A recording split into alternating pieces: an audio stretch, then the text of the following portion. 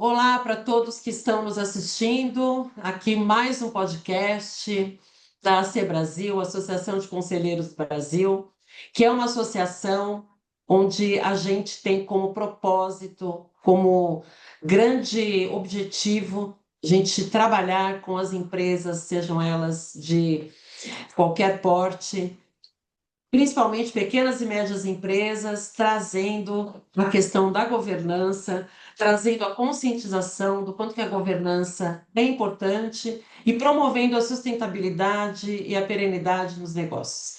E a gente está aqui com uma convidada muito especial, a Thaís Natter, que vai falar sobre um tema que já já a gente vai revelar para vocês, e também com o Ricardo. Todos nós somos membros da associação e queremos trazer aqui temas interessantes que vocês possam utilizar no dia a dia de vocês e nas empresas também, para a gente construir um futuro melhor. E aqui, Thaís Natter, então, conosco, ela tem uma carreira brilhante, vai contar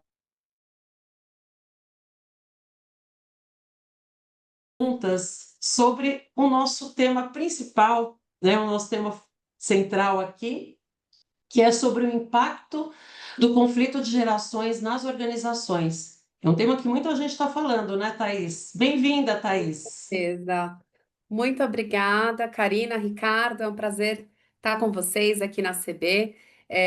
Eu sou headhunter há quase 20 anos. Hoje eu sou diretora, líder aqui da área de soluções para conselhos dentro da ESEC Consultoria, que é uma das maiores consultorias brasileiras em seleção e desenvolvimento, tanto de executivos quanto de conselheiros, né? E esse é um tema muito interessante, né? Se a gente começa a permear essa questão das gerações, né? Primeiro a gente entra na questão do conceito,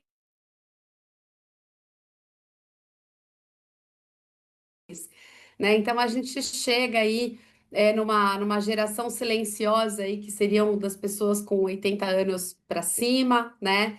E aí logo temos os baby boomers, né? Que na verdade surgiu esse nome por conta de um fenômeno demográfico ali, né? Depois do pós-guerra, onde, né, imediatamente após o fim ali da Segunda Guerra Mundial, nasceram muitos bebês com o retorno dos soldados para casa, e por isso o nome Baby Boom, né? Baby Boomers, que seriam as pessoas aí que hoje estão permeando os seus 61, 60 anos até os 79, mais ou menos, né? Os nascidos ali de 1946 em diante.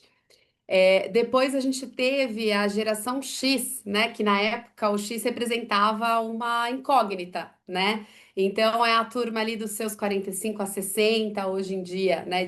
Que vai ali de 1965 até 1980.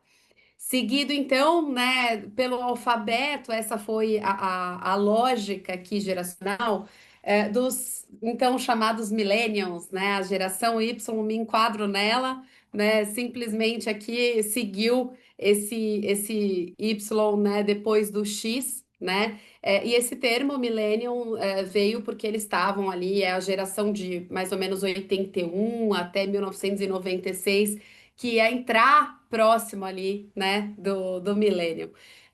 Que então chega aqui a geração Z, né, de 1997, mais ou menos, até 2012, que são os nossos jovens hoje entrando no mercado ali entre os seus, né, 13 e 28 anos, mais ou menos. E agora, né, a geração alfa, que é a próxima, marca um novo começo seguindo o calendário grego, né? Então vai pro A, né, do alfabeto aqui, a partir Sim. de 2013, né, que serão os nossos próximos jovens aprendizes. E você trabalha muito com essa geração, né, Thaís? Pelo que a gente já conversou e tudo mais, e os desafios têm sido bem, bem intensos, né? Conta um pouco para nós sobre isso, para a gente poder depois engatar em algumas outras questões e impactos direcionados, né, pro nosso segmento, enfim, Claro, com um certeza. pouco para nós.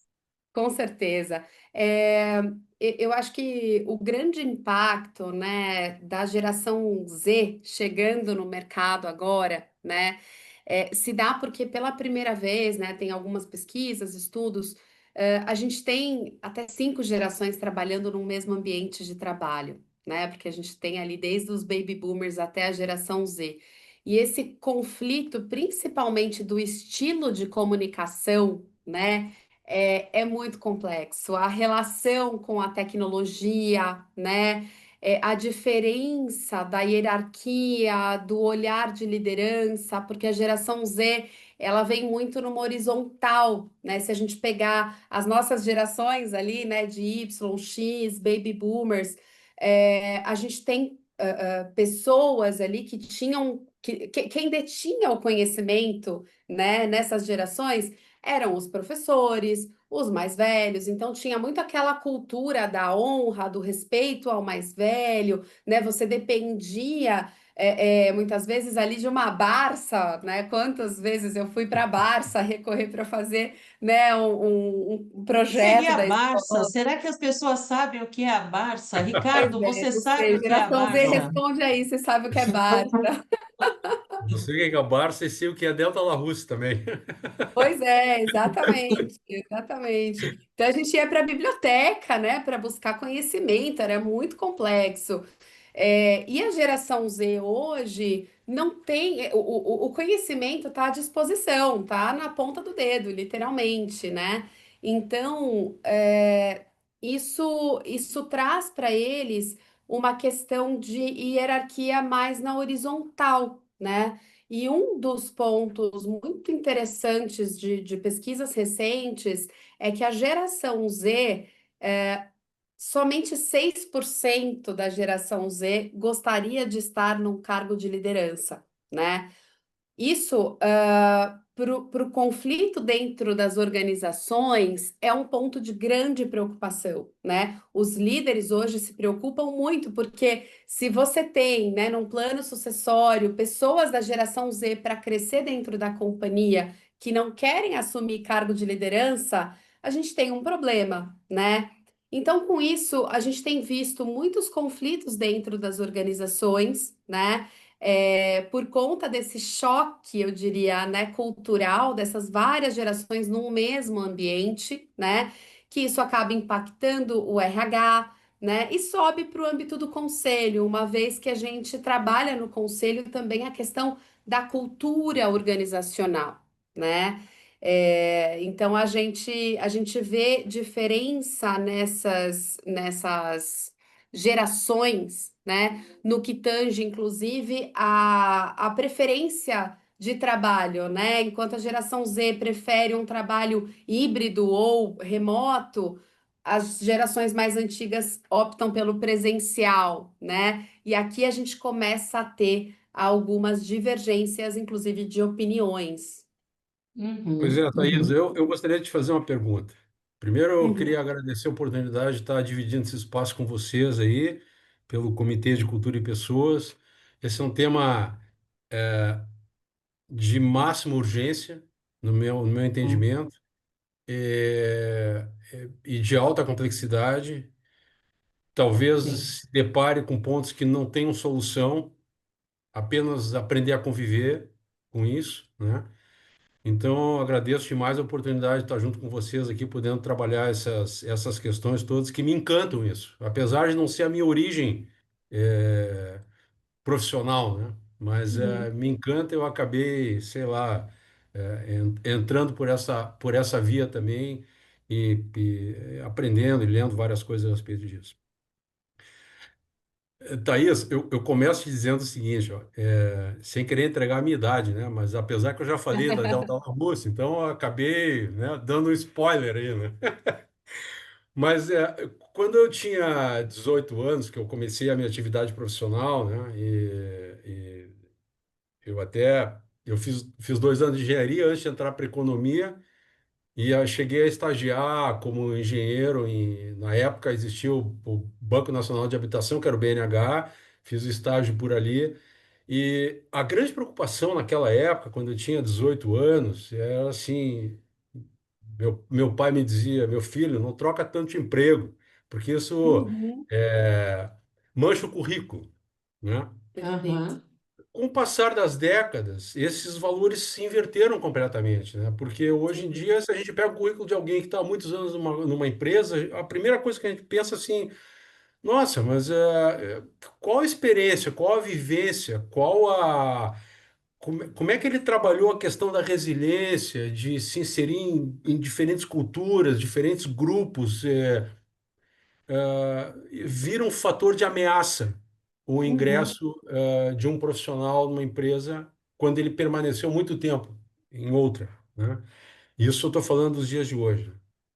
A gente sabe que essa geração tem algumas que está ingressando agora, tem algumas características que está ingressando no mercado de trabalho agora, tem algumas características importantes, uma delas que você trouxe aí, que é a questão de enxergar a hierarquia horizontal, eles prezam Uhum. muito mais a qualidade de vida, viver o momento, o presente, o futuro está muito distante, diferente da minha Sim. geração, em que o futuro, apesar de sempre ter sido distante, ele era e de forma insistente trazido ao presente. Então, gerava um Perfeito. planejamento, uma busca de estabilidade, uma preocupação com o futuro que essa geração não tem. Portanto, isso a gente enxerga dentro das organizações, muitas gerações convivendo junto. Existe um fator que, no meu entendimento, é urgente, que é a inversão piramidal. Uhum. Nós caminhamos para ter um colapso ali na frente, eh, onde jovens vão faltar, vai criar um gap no mercado, né? E nós Perfeito. vamos ter 60 a mais permanecendo no mercado com características históricas de personalidade, de Uhum. cultura, né? E convivendo e coabitando no mesmo ambiente com gerações que trabalham o imediatismo e recebem uma carga convidativa de imediatismo diariamente, né? Nossas vidas estão dentro do celular hoje, né? Perfeito. Então, assim, de que maneira, como é que a primeira pergunta que eu gostaria de te fazer, eu vou fazer em seguida uma segunda, porque aí você tem o tempo de contextualizar ela, né? Uhum. Desculpa se ficar muito longo aí, mas, enfim, como é que o RH vai trabalhar essas questões todas, né? Retenção de talentos, identificar como é que aproxima essas gerações, é, de maneira que consiga criar uma sustentabilidade para as organizações, quando a gente enxerga visivelmente um gap ali na frente, em função da inversão piramidal, né? Uhum. A gente vive aqui eu estou falando do Rio Grande do Sul, de Porto Alegre, e a gente aqui já vive essa questão de forma muito presente. A inversão piramidal aqui é muito grande, 30% da população é 60 a mais, não é? Então, assim, é, começam a retornar ao mercado de trabalho, com suas características próprias, talvez com dificuldade de liderar uma geração que é imediatista. Então, essa é uma questão, né? Como é que o RH, Uhum. como é que os RHs e você na sua atividade está muito exposta a isso, imagino eu, né? Como Sim. é que o RH está trabalhando essas políticas? Essa é a primeira pergunta. E a segunda pergunta, enquanto membros de conselhos consultivos, conselhos de administração, lá dentro a gente trabalha a estratégia da empresa, ou seja, a visão é lá para frente, ela não é uma visão no agora, né? Uhum. Se perde muito pouco tempo olhando para o retrovisor e olhando o presente, né? E se pensa muito ali na frente. Só que ali é um ambiente onde a gente coabita, tem o cabeça branca e vão ter áreas que são demandadas em organizações em que a gente vai encontrar jovens sentados ali também, né? Então, Uhum. assim, é, como é que eu olho para o lado e faço com que ele entenda o meu discurso, a minha linguagem, como é que eu vou me colocar no lugar dele e vou entender o discurso e a linguagem dele também, porque senão a estratégia lá para frente ela vai ficar tremendamente obstaculizada e não vai, vai ser difícil de trabalhar. E esse é um ponto, né? E o segundo ponto é, por dentro do conselho, essa geração mais velha, que tem Uhum. muito a ensinar, Lamentavelmente, a sociedade brasileira ela sofre com a questão do etarismo, a gente sabe disso, né? E é um Uhum, preconceito que talvez tende a ser desconstruído ao longo do tempo, mas são pessoas que, essa geração mais velha, tem muitas horas de voo, tem muito aprendizado, tem muita experiência, tem uma serenidade, uma paciência de entender que existe o amanhã, então o uhum. imediatismo ele fica um pouco mais prolongado, né, com isso desaparece, é um pouco mitigado, né? Mas, enfim, o cabeça branca dentro do conselho, se ele não entender as características dessa geração, como é que ele trabalha a estratégia sugerindo para dentro da organização que o RH trabalhe políticas que caminhem ao encontro, e não de encontro, né, mas caminhem ao encontro das características dessa geração mais jovem. Então, essas são as Uhum. duas perguntas, e peço desculpa por ter me prolongado um pouco aí.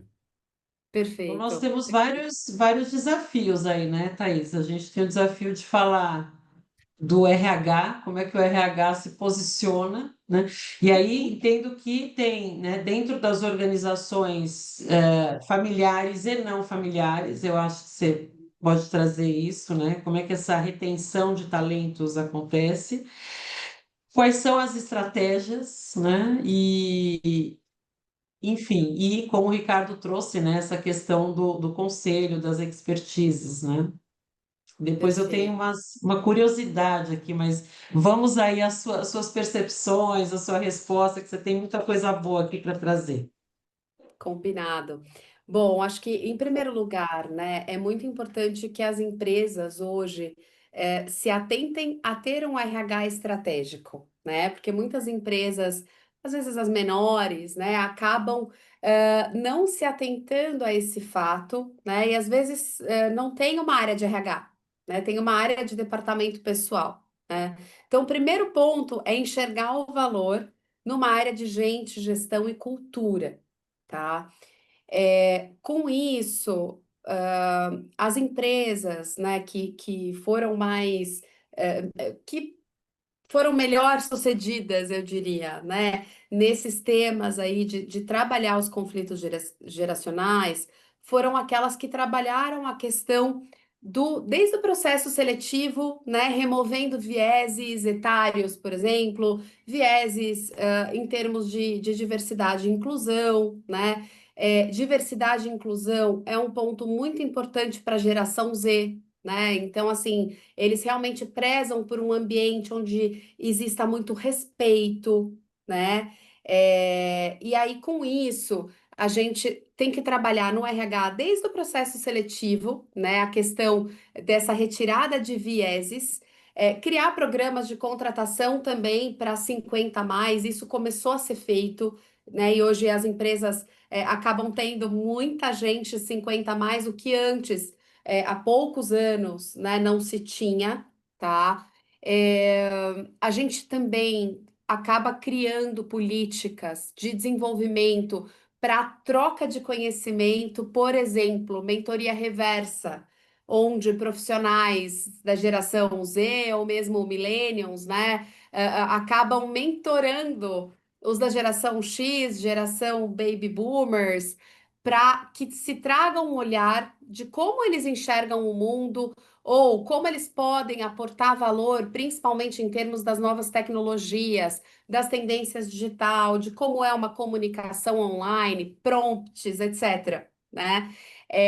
Além disso, a mentoria cruzada aqui, né? Também tendo os mais velhos mentorando de fato esses mais novos. Porque, querendo ou não, uma geração tem muito a aprender com a outra. Se a gente olha para a gestão de crise, para a resiliência emocional, para comprometimento, as gerações mais antigas, os 40 a mais, 50 a mais, sem dúvidas trazem muito mais essa questão da resiliência e que podem certamente aportar valor para essa geração mais nova que tende a ser mais ansiosa, é uma geração que cresceu submetida a telas, à tecnologia, então certamente é uma geração que acaba, né, tendo aquela questão do game, eu brinco, né, gosta de trocar de fase muito rapidamente. Então, isso eles acabam traduzindo também para a questão da carreira, o encarreiramento rápido, ao mesmo tempo, eles prezam por experiências, por qualidade de vida, por propósito,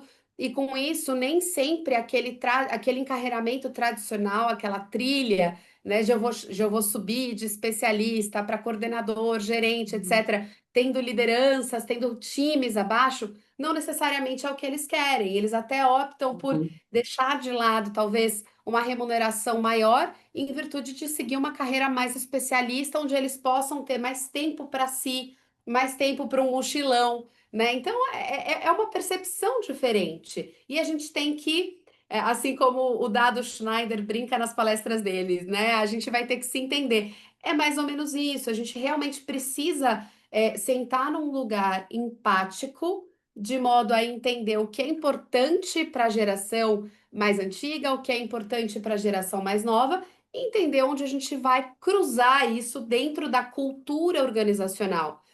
Algumas empresas vão para o caminho de talvez contratar só 30 a mais, é uma opção, porque não sabem lidar muito bem com a geração Z. Isso em uma ou outra empresa a gente acaba vendo isso, ou outras vão acabar contratando mais jovens, os startups, porque tá naquele contexto já de tecnologia, precisa daquilo, né? Mas o cenário ideal seria se a gente conseguisse ter políticas de fato adequadas aqui para uma cultura organizacional onde a gente tivesse uma comunicação fluida, canais de comunicação diversos para poder gerar esse diálogo multigeracional, né? Políticas de trabalho com benefícios flexíveis para poder atender esses que gostam do modelo híbrido versus esses que gostam do presencial e não abrem mão do presencial, né? Então tem muita coisa que permeia aqui quando a gente fala em RH. E o ponto principal é que a gente tenha trabalhos com os líderes. Porque quem vai, no final do dia, trabalhar a retenção dos talentos são os líderes diretos.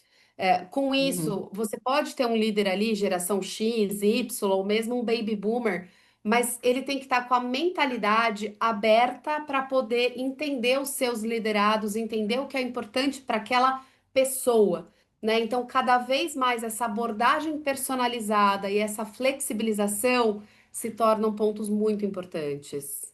Uhum. Tá. E Thaís, eu fiquei curiosa com várias coisas aqui, né? Escutando você falar, eu percebo que tem uma questão das gerações em si, cada uma valoriza alguma coisa, né? Tem um valor, né? Então, Sim, acho que essa é uma questão que a gente pode falar um pouco disso, que eu fiquei curiosa, assim, porque os valores nos levam a tomar algumas decisões, né? sem dúvida. E e eu me enquadro ainda na geração, eu sou da geração incógnita, tá? Que é a geração X. E a minha geração ainda pegou aí um rabo de foguete, né? De você ficar mais tempo nos lugares. Ou seja, a gente tem uma paciência, e isso, claro, estou Uhum, generalizando aqui, né? Mas existem uhum, particularidades. A gente tem uma paciência de desenvolver e dar um tempo para os processos acontecerem, né? Versus o imediatismo que hoje acontece. Então, a gente já tem aí um pouco dos valores diferentes. uhum, E você, na sua profissão, então aqui nós temos, a gente comenta que a gente está com 5 gerações, né? uhum. No mercado de trabalho, convivendo, né? Que é Tá. realmente vivendo junto ou, em alguns momentos, se suportando, né? Para a gente conseguir aparar algumas arestas. E aqui no nosso podcast, nós estamos com 3 gerações diferentes, né? Praticamente. Uhum, E a gente convive muito bem. Né, por uma questão de maturidade, enfim, cada um teve uma trilha, né, na vida que formatou e que chegou até aqui, e não é por acaso que a gente está em conjunto, né? E aí, escutando assim você falar, eu fiquei curiosa, então, com essa questão dos valores. Aí me veio uma pergunta relâmpago aqui, que é uma pergunta assim: quando que essa chave virou? do tipo, estava vindo uma constância, ou seja, ficar 30 anos numa empresa, ou 20 anos, ou ter uma certa estabilidade, era um ponto favorável. Qual foi o Perfeito. modelo mental que falou, não é mais? E se isso é um desafio, eu acho que na tua profissão de hunter é um desafio, né? Uhum. E também que você contasse um pouco assim do que você trabalha nas organizações, né, desses impactos que você está falando. Quando as organizações entram em contato com você, e enfim, nessa conversa que vocês têm, que mais te desafia na tua profissão, quando fala de gerações, sabe? Uhum. Porque tua profissão é uma coisa que vai levar uma geração, uma pessoa, para uma empresa. E ela vai Perfeito. impactar a cultura dessa empresa, a cultura vai impactá-la. Então, Uhum. como é que você vê esse desafio? Tá Então, joia. assim, as viradas de chave, mindset, conta um pouco para a gente, assim. Eu acho que a virada de chave se deu com o advento da tecnologia, né? Se a gente olhar aqui para um contexto mais histórico. Quando eu virei headhunter, na época, o LinkedIn estava começando.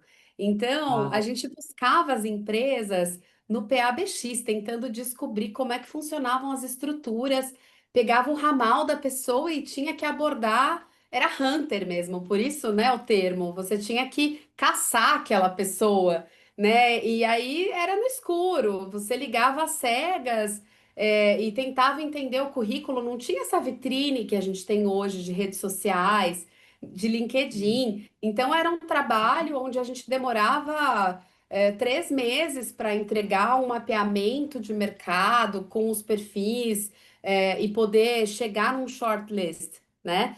Hoje em dia, não, a gente em 3 semanas já tem esse mapeamento feito, porque tem ali LinkedIn, tem N recursos para você conseguir os contatos, tem sistema. Então, eu acho que essa questão da tecnologia, ela abriu caminhos para as duas frentes, tanto para o recrutador chegar naquela pessoa, né? Quanto o contrário, também para os candidatos, né, potenciais se abrirem para falar, puxa, existe concorrência, existe mercado.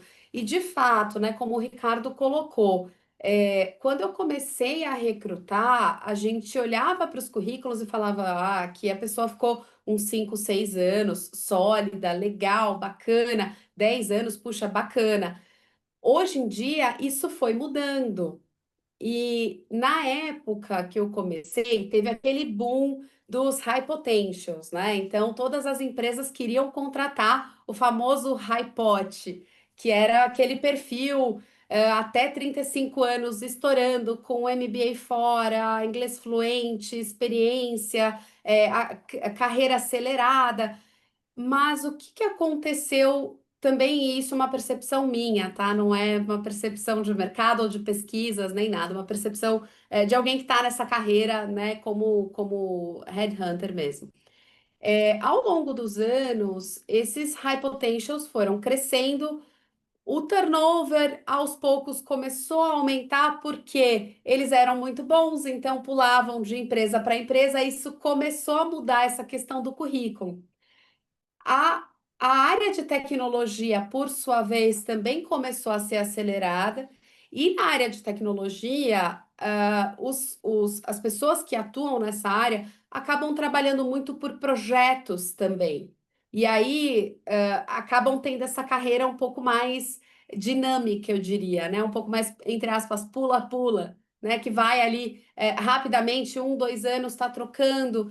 E cada vez as gerações mais jovens seguem um modelo de onde eu tiver mais qualidade de vida, onde eu tiver um modelo mais flexível, eu vou, não necessariamente por dinheiro. Então, isso traz, né, um problema grande de turnover para as empresas, tá? Acho que esse é um ponto bem relevante.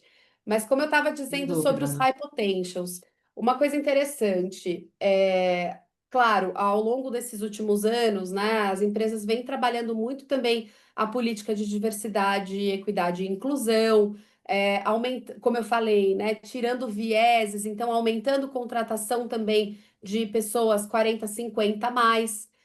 E com isso, com a pandemia vindo, ficou muito perceptível para a gente que está no mercado ali lidando com as empresas, de que as empresas começaram a optar pela aqueles candidatos 50 mais, 45 mais, que antes num shortlist versus um high potential eram preteridos, né? E eles acabavam optando por um high potential. Essas pessoas mais experientes, pós-pandemia, começaram a ser mais levadas em consideração nos processos seletivos pela resiliência emocional, por tratar a questão do turnover e baixar o turnover em virtude do comprometimento, né? Então, esses são pontos que a gente começou a perceber no mercado, e aí o etarismo, aquela coisa, acabou se perdendo. Claro, tem muito espaço ainda para a gente trabalhar, são N contextos de empresas, tamanhos diferenciados, mas esse é um ponto interessante de se analisar, tá? Tem uma coisa que dois pontos aqui que eu queria adicionar que você está trazendo, Thaís, mas mais no sentido assim, de uma reflexão, né?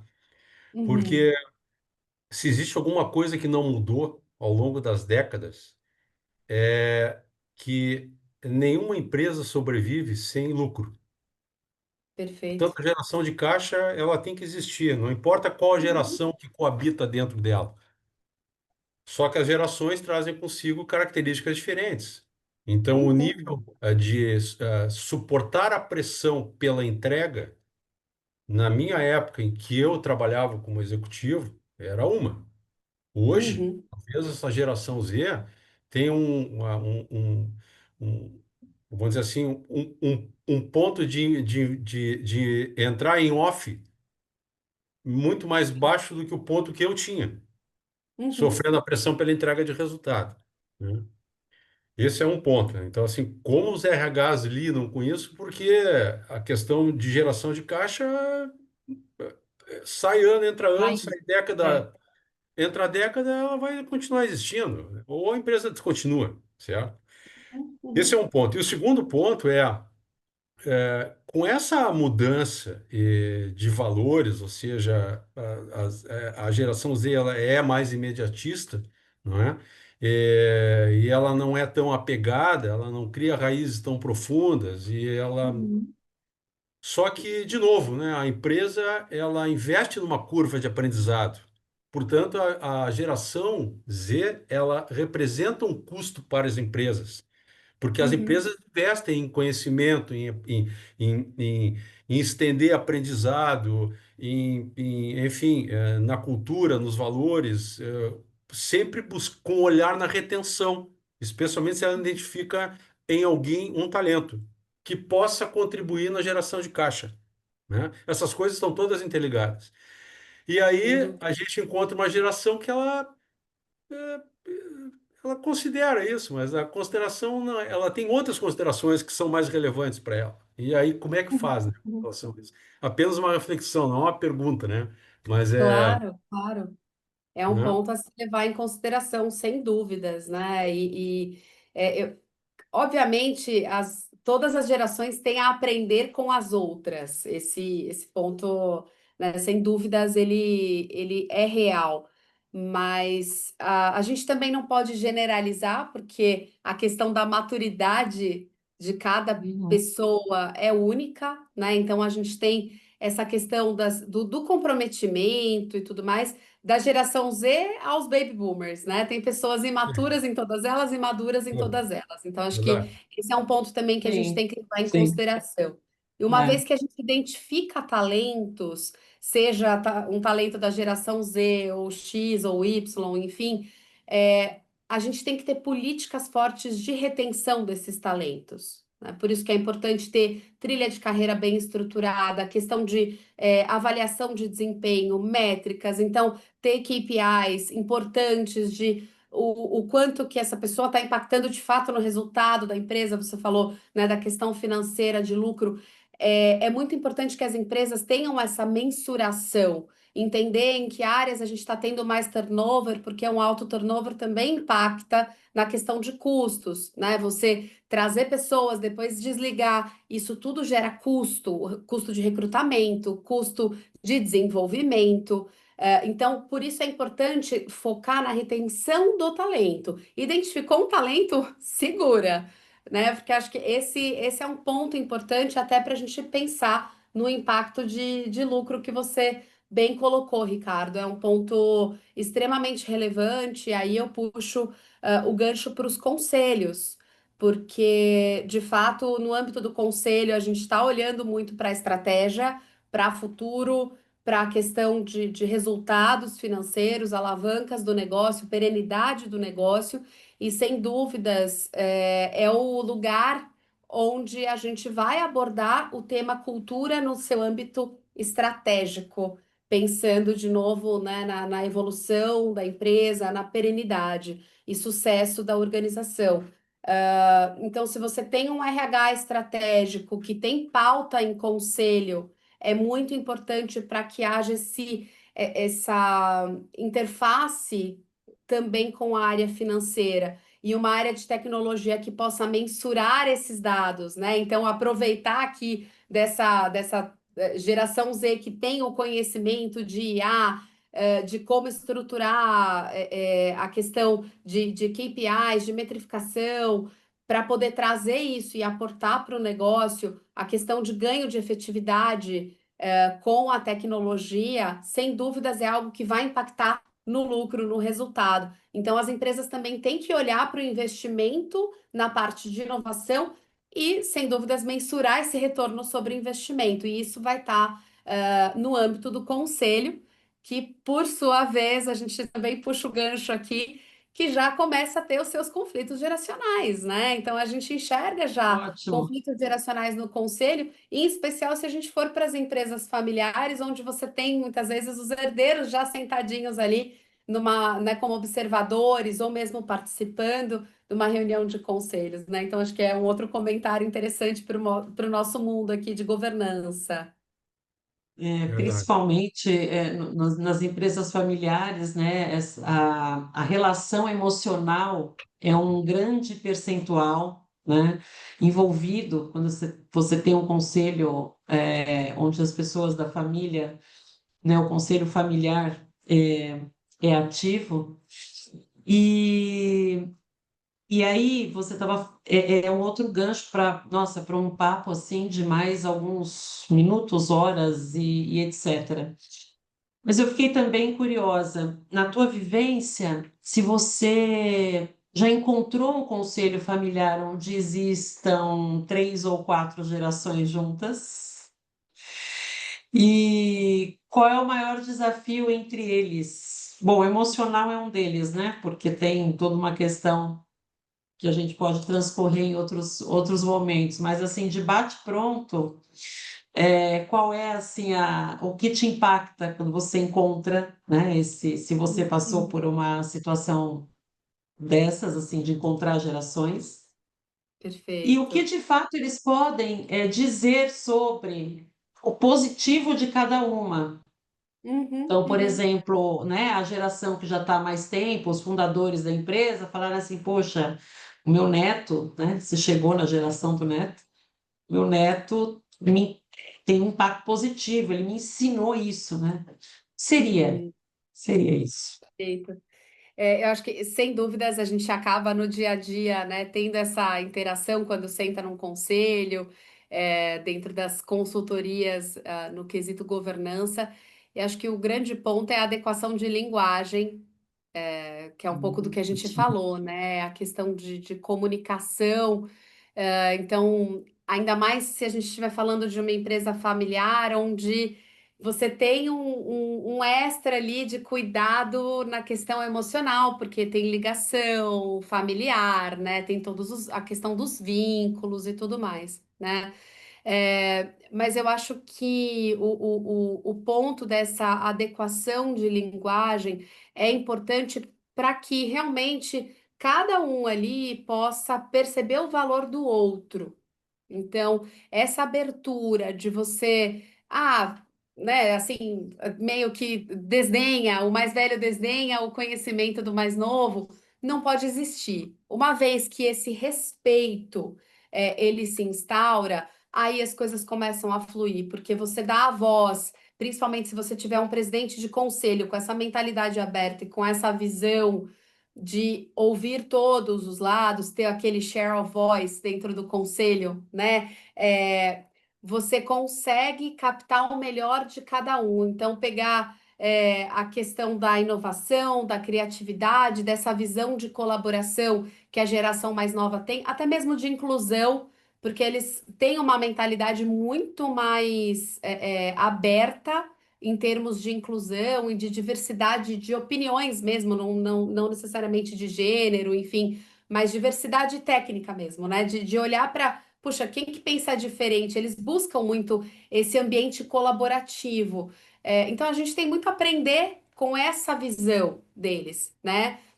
Por outro lado, eles também têm muito a aprender com essa visão da resiliência emocional, da gestão de crise, daquele olhar para riscos que o mais velho talvez tenha. Então é muito comum num conselho de uma empresa familiar, principalmente, né? Você vê a questão dos riscos ali envolvidos, o mais novo querendo investir e, né, pensando em N formas de fazer aquele dinheiro girar com diferentes frentes de investimento, enquanto os mais velhos são mais conservadores, e aí tem a imobiliária ali da empresa, né? Então tem aquela coisa do imóvel. Então você percebe essas diferenças até nessa questão da gestão financeira mesmo, né? De uma contabilidade um pouco mais restrita e não um olhar de FP&A, de planejamento estratégico, enfim, de M&A. Então você percebe esse tipo de diferença de pensamento. Mas uma vez que todos se abram, e aí eu acho que entra a chave da questão, né? É a abertura de mentalidade realmente para entender o outro com esse olhar empático, adequar sua linguagem para a forma que o outro entende, poder reconhecer que todo mundo aprende com todo mundo, né? Então, independente de idade ou de capacidade técnica, a gente está aprendendo todos os dias. Então, uma vez que você se coloca nessa humildade de eu vou aprender e vou me abrir, automaticamente as coisas fluem. Muito bom. Bom, já estamos caminhando para o final do nosso bate-papo, que eu acho que ficou aí com um gostinho de quero mais, porque tem muita coisa ainda para a gente falar sobre isso, né, Verdade, Ricardo? com certeza. Acho que tem muitos temas assim Só que esse, só são. esse último ponto que a Thaís abordou, porque só assim uma última contribuição da minha parte Claro, aqui. claro. Ah, às vezes, não adianta a gente ficar só na expectativa de que essas gerações conversem. Uhum, A gente tem que explicitar as diferenças, porque isso é um convite a pensar que elas existem e como a gente convive com isso, não é? Uhum, perfeito. É, e aí, porque no momento que isso é explicitado, está criado o contraponto das gerações, né? Aí eu penso assim, ele pensa de outra maneira. Bom, mas, uhum, pode parecer um dissenso, mas ele pode ser um consenso logo ali na frente, enfim. Mas eu acho assim, ele tem que ser verbalizado, tem que ser explicitado. E talvez o RH eh, possa, e o próprio conselho, uhum, jogando para dentro esse penso, jogando para dentro da organização, junto com o trabalho do RH, o próprio comitê de pessoas, isso. possam criar o ambiente para explicitar tudo isso, né, e fazer com que as pessoas Uhum. pensem, né? Pensem no que está aí, não tem como negar isso, né?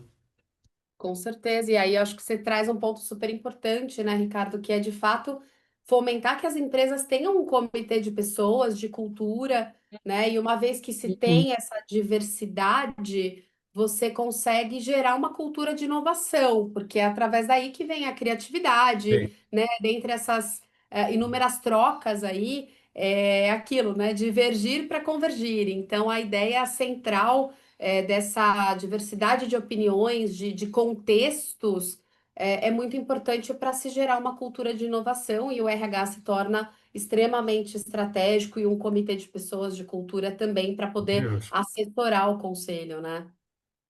Também acho. Então, eu vejo aqui que nós temos aqui grandes oportunidades. Já estamos criando, esse foi o primeiro episódio da série, né? Sobre gerações, impactos nas organizações, e teremos mais, pelo que eu escutei aqui, Thaís, você está novamente convidada para a gente mergulhar na cultura como um todo, nas empresas familiares, enfim, trazendo situações que você vive, Ricardo também, então agradeço a todos nós estarmos aqui nesse bate-papo. Então, Ricardo, muito obrigada por ter Eu que aceito o agradeço. convite aqui para fazer parte. E, Thaís, muito obrigada por ter aceito também o convite do Comitê de Obrigada. Cultura e Pessoas da ACB. E espero poder conversar com vocês mais vezes. Eu acho que essa conversa foi muito, muito boa. E que as pessoas que estão ouvindo o podcast, que façam perguntas, que acompanhem a gente nas redes sociais, Instagram, LinkedIn, façam seus comentários e também contribuam para que a gente possa contribuir para a governança, para a sustentabilidade, para a longevidade das organizações, que esse é o nosso grande propósito. Então, agradeço também a todo mundo que participou desse podcast. Então, até uma Obrigada. próxima. Obrigada, Muito Ricardo. obrigado. Obrigada, Eu que agradeço. Thaís. Obrigado, Até Até. Thaís. mais. Tchau, Prazer. Até. tchau. Tchau.